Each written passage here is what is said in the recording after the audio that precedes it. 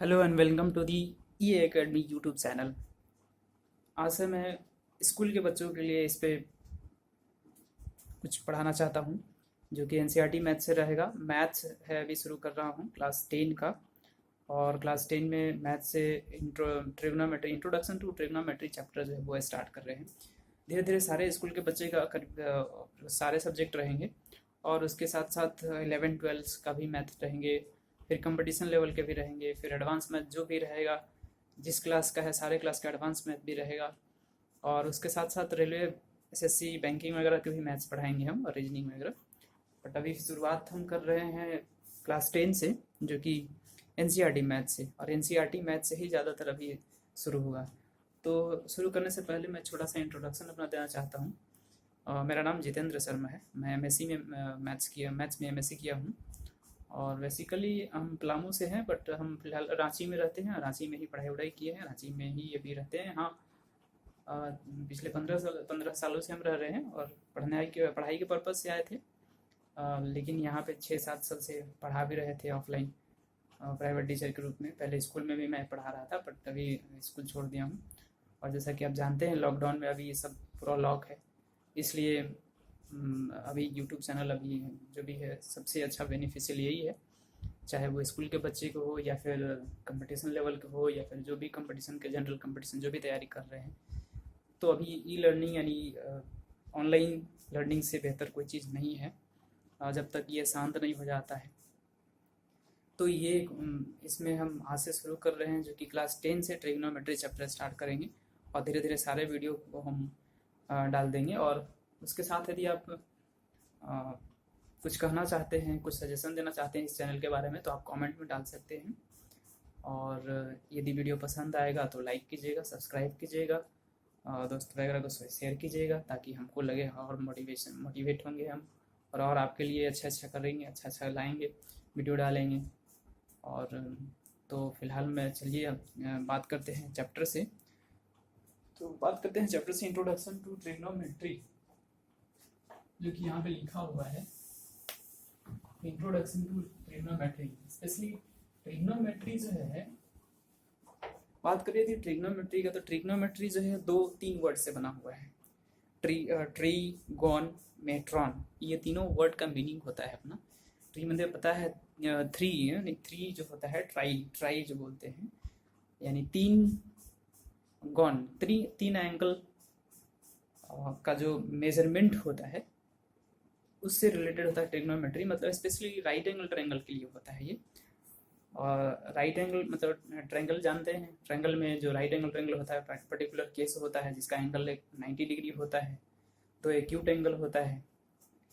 तो ट्रिग्नोमेट्री जो बेसिकली होता है वो रिलेशनशिप होता है एक्यूट एंगल और साइड के बीच में, साइड का रेशियो के साथ कुछ एक्यूट एंगल, 2 एक्यूट एंगल का जो रिलेशनशिप होता है वो ऑब्टेन करता है। इसके हेल्प से हम साइड का लेंथ निकाल लेते हैं और एंगल का मेजरमेंट निकाल लेते हैं। तो बेसिकली ट्रिग्नोमेट्री का ये लिटरल मीनिंग होता है।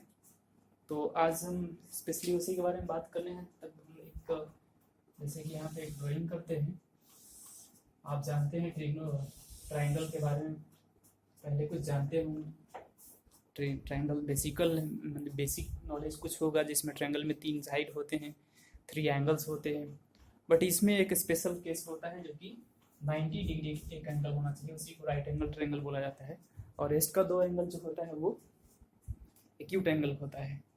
3 एक्यूट एंगल के बारे में ही हमको बात करना है यहाँ पे ट्रिग्नोमेट्री में, एक्यूट मतलब राइट एंगल ट्रायंगल के बारे में ही। चलिए हम इसको कुछ नाम रख लेते हैं, ABC, ठीक है। तो सबसे पहले हमको डिसाइड करना है इसमें कि इन तीनों साइड का अलग अलग नाम दिया गया है ट्रिग्नोमेट्री में, ठीक है। तो जो राइट एंगल की जस्ट सामने जो होता है इसको हम लोग बोलते हैं हाइपोटेनस,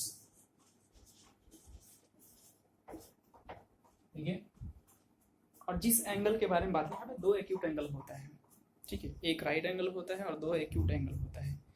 तो हम एक एक करके लेते हैं, कोई भी ले सकते हैं आप। एंगल ए और सी जो एक्यूट एंगल देख रहे हैं आप सामने, तो एक्यूट एंगल की यदि बात करें, यदि हम सी को ले तो जिस एक्यूट एंगल के जैसे ये साइड तो हमको पता है हाइपोटेनस है, लेकिन इसके जस्ट एडजेसेंट यानी जो जिस एंगल को हम लेते हैं उस एंगल से सटा हुआ साइड जो होता है, जिस पे वो एंगल बनता है, उसको हम लोग बोलते हैं बेस। ठीक है, और इसके जस्ट ऊपर वाला जो होगा ये परपेंडिकुलर होगा।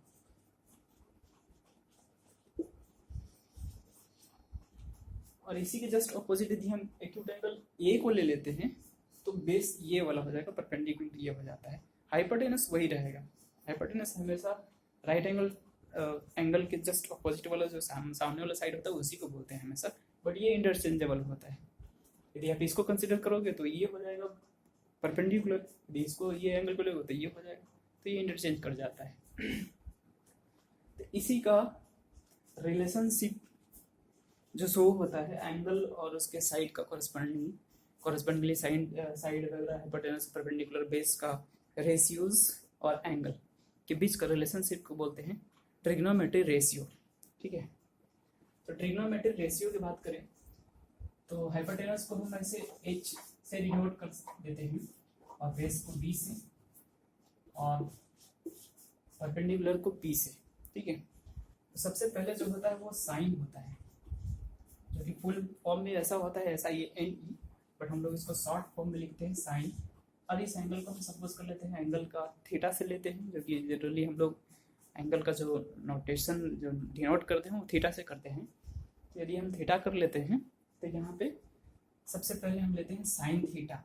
तो साइन थीटा का जो रिलेशन होता है साइड के साथ वो होता है परपेंडिकुलर बाई हाइपोटेनस।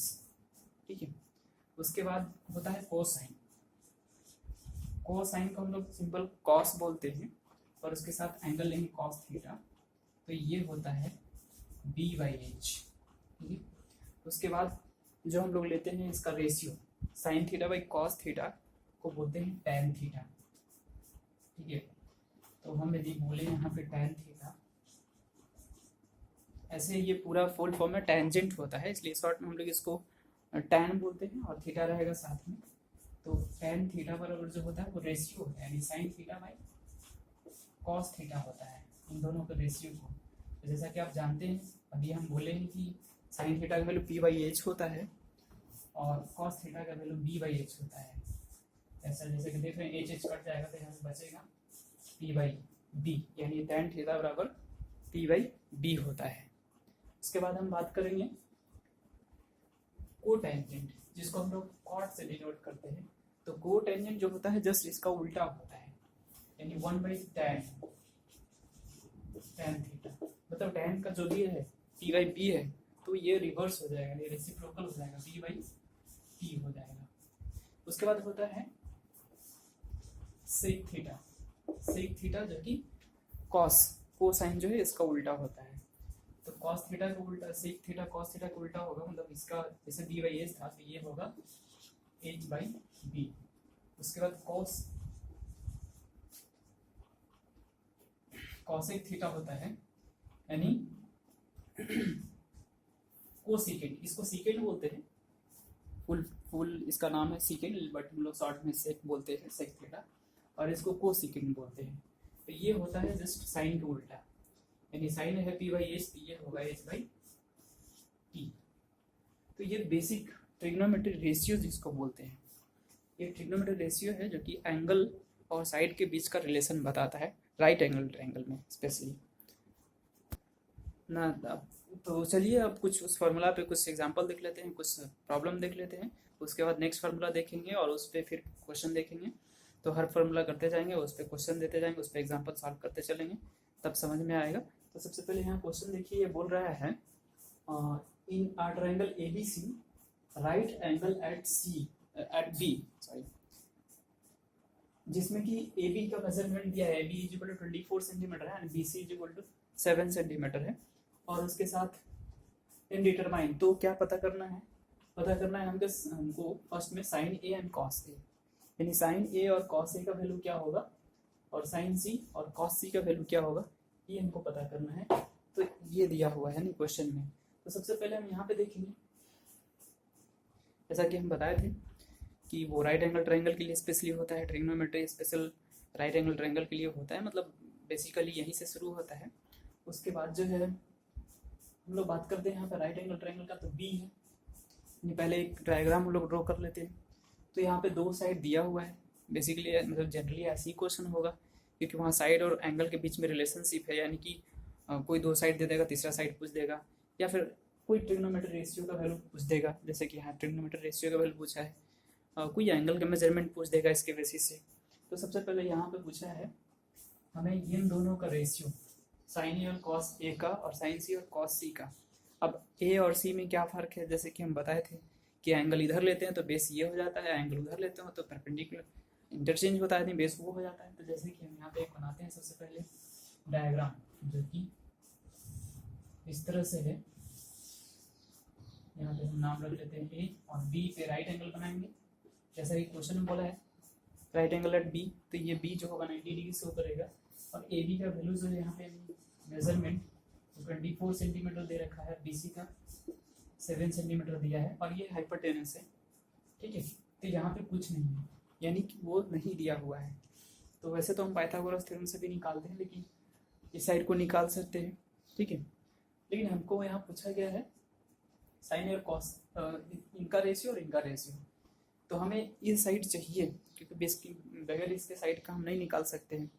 तो ये साइड आप कैसे निकालेंगे, जैसे कि आप जानते हैं पाइथागोरस थ्योरम पहले पढ़ाया गया है, पाइथागोरस थ्योरम से हम लोग निकालते हैं इसको। पहले इस साइड को हम निकालेंगे, उसका हम, क्योंकि हमको तीनों साइड चाहिए, तभी हम इन दोनों का सबका रेशियो बता सकते हैं, किसी भी ट्रिग्नोमेट्री रेशियो का जैसे सारे बताना है तो हमको चाहिए वो तीनों साइड चाहिए। तो सबसे पहले ये पे हम पता करेंगे, जिसकी हमको पता है कि ये क्या है, परपेंडिकुलर बोलते हैं पी, क्योंकि एंगल ए लेना है सबसे पहले ना। देखिए एंगल ए लेना है, तो एंगल ए लेंगे तो परपेंडिकुलर ये नहीं रहेगा, ये रहेगा, ये बेस हो जाएगा, तो ये हो जाएगा हमारा बेस, और ये होगा परपेंडिकुलर, और ये तो हाइपोटेनस रहेगा, हाइपोटेनस चेंज रहता है, ये हमेशा वही रहेगा, बट ये इंटरचेंज होता है, बेस डिपेंड करता है कौन सा एंगल ले रहे हैं, ये एंगल ले रहे हैं या फिर ये एंगल ले रहे हैं।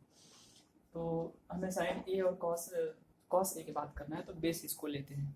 तो बेस हो या कोई भी, हमको पाइथागोरस थ्योरम पता है कि क्या होता है, परपेंडिकुलर के स्क्वायर प्लस बेस का स्क्वायर बराबर हाइपोटेनस का स्क्वायर होता है। तो जैसा कि हम जानते हैं यहाँ पे हाइपोटेनस का square equal to perpendicular square plus base square.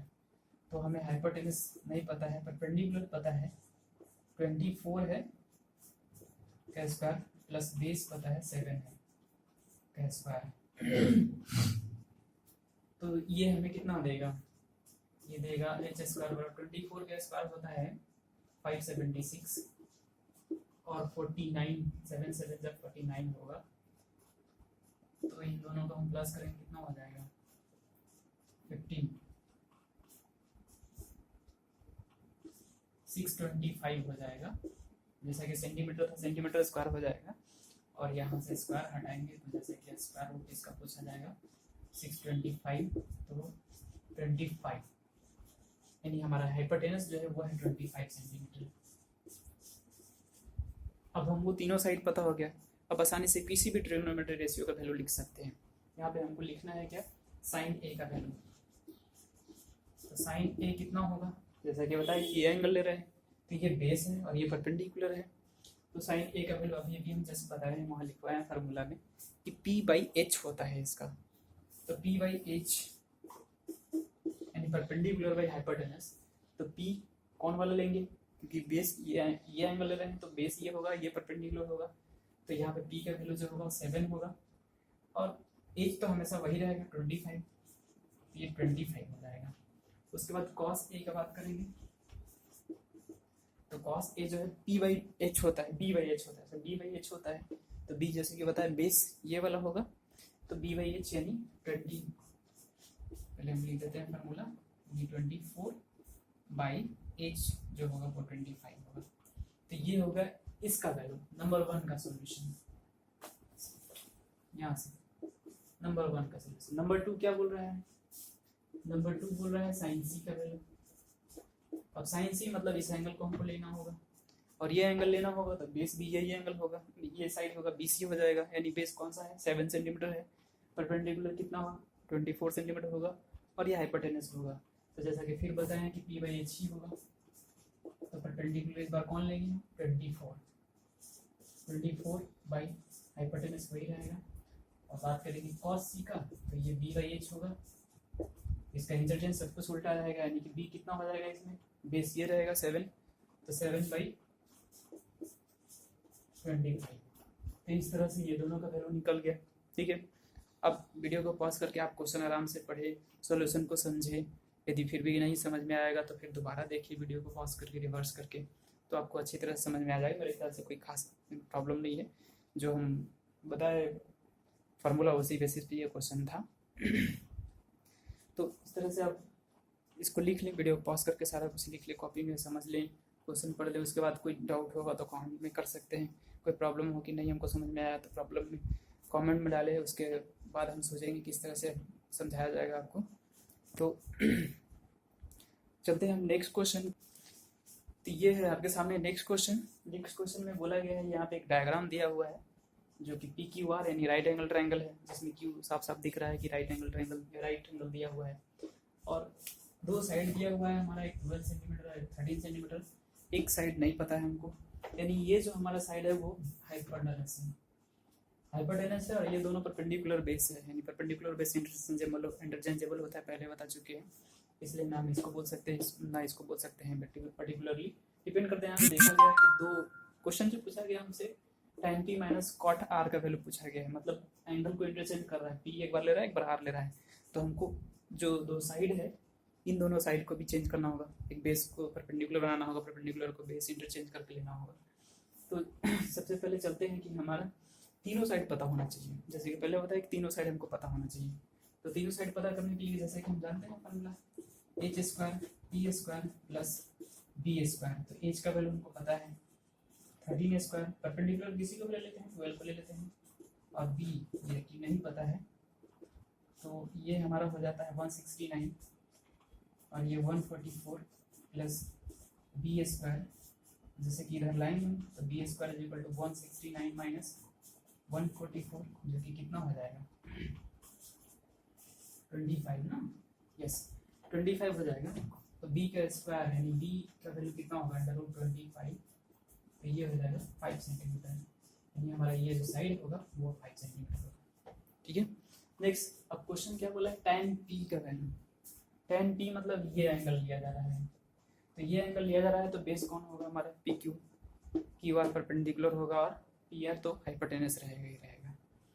तो सबसे पहले हम बात करते हैं tan p, तो tan p का वैल्यू कितना होगा, क्योंकि tan p जो कि बताया था p/b होता है इसका, यानी परपेंडिकुलर बाय बेस होता है।